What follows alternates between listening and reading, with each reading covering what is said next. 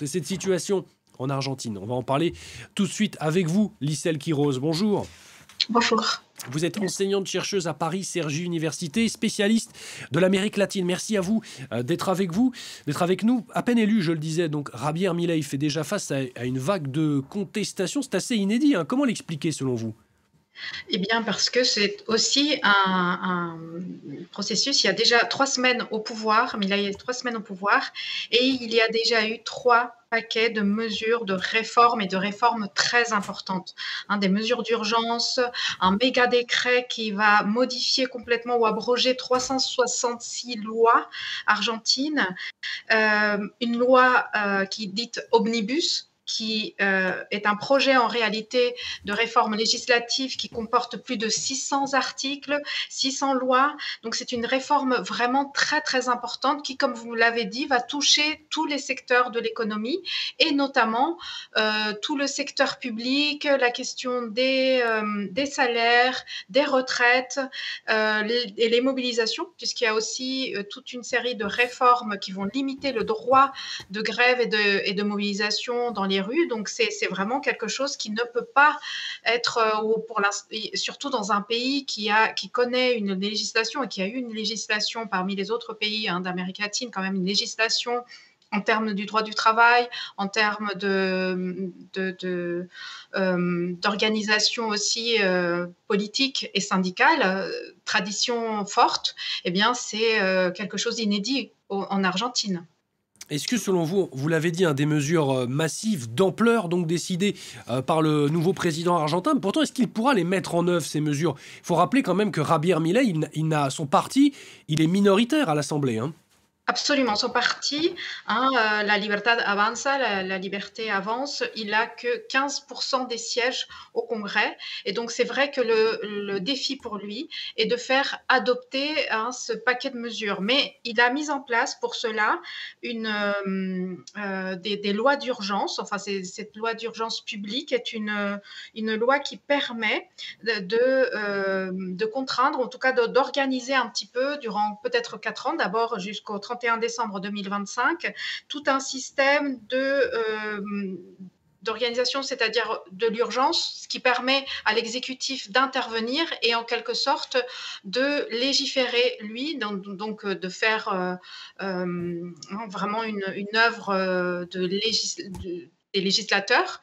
Et donc, c'est ça, en fait, à travers cette mesure d'urgence, il souhaite ou il envisage d'élargir les possibilités que le Congrès ait plus de sièges en faveur de son parti politique. Donc, il y a vraiment un projet d'élargir cet espace et à partir de là, pouvoir mettre en place ces mesures. Bon, donc c'est pour ça que les mobilisations, elles ont été très rapidement organisée.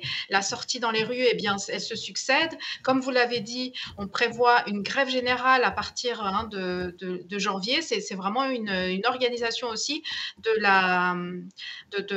défense des droits acquis et contre ces mesures-là. Donc, c'est plutôt, en fait, je dirais, plus qu'au sein du Congrès seulement, c'est aussi la pression populaire, la pression de la rue et la pression notamment à Buenos Aires qui va marquer le pas de cette possibilité d'action du gouvernement de Milei. Milei était obligé, depuis son point de vue, à le faire très vite aussi parce que c'est urgent pour lui. Oui, Milei, de son côté, lui, face à l'ampleur de cette mobilisation, il a dit, Javier Milei, que ses opposants, ils souffrent du syndrome de Stockholm. D'une certaine manière, sous-entendu, qu'il conteste les mesures qu'il prend, qu'ils aiment un système qui les appauvrit. Ça montre aussi une forme de paradoxe aussi chez les Argentins, car ceux qui manifestent, c'est aussi pour partie ceux qui ont voté pour lui. Alors, en partie pour ceux qui ont voté pour lui, mais c'est aussi, je dirais, dans une tradition très latino-américaine, en tout cas des années 90. Vraiment, c'est un choc ultra-libéral, ce qu'il propose, comme vous avez dit, des lois de privatisation, de désengagement de l'État dans tous les secteurs de l'économie. Donc, vraiment, il y a quelque chose on connaît déjà en Amérique latine et en Argentine, ça a été déjà mis en place dans les années aussi 90.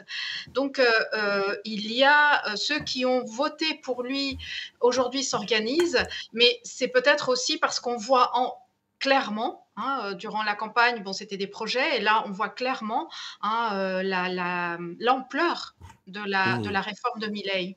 Hein, l'ampleur et puis il y a toute cette question aussi de la restriction des droits d'organisation, des droits de manifestation. Ça aussi, ça affecte énormément. Ça touche, comme je disais, à un pays qui est quand même, qui a mis du temps et qui a été traumatisé par la période des dictatures, notamment la dernière dictature, hein, de la junte militaire dans les années, qui a fini dans les années 80, en 83. Donc il y a quand même aussi une défense, une réaction contre cet autoritarisme de Mmh. Milei qu'on percevait, si vous voulez, pendant la campagne, c'était quelque chose de rassurant. C'était l'homme droit, l'homme fort. Et là, on voit bon, un homme très autoritaire qui met en place une politique extrêmement autoritaire aussi, qui limite les droits, qui privatise et qui va laisser en fait à la rue ou dans Mmh. des situations encore plus précaires une population, enfin l'Argentine a 40% de population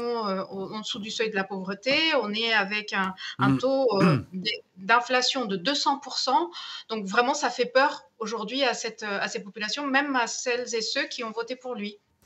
Et ce sera le mot de la fin. Merci beaucoup, Licelle Merci à Quiroz, vous. pour votre éclairage. Je rappelle que vous êtes enseignante-chercheuse à Paris Cergy Université et spécialiste de l'Amérique latine. Merci à vous d'avoir répondu à nos questions.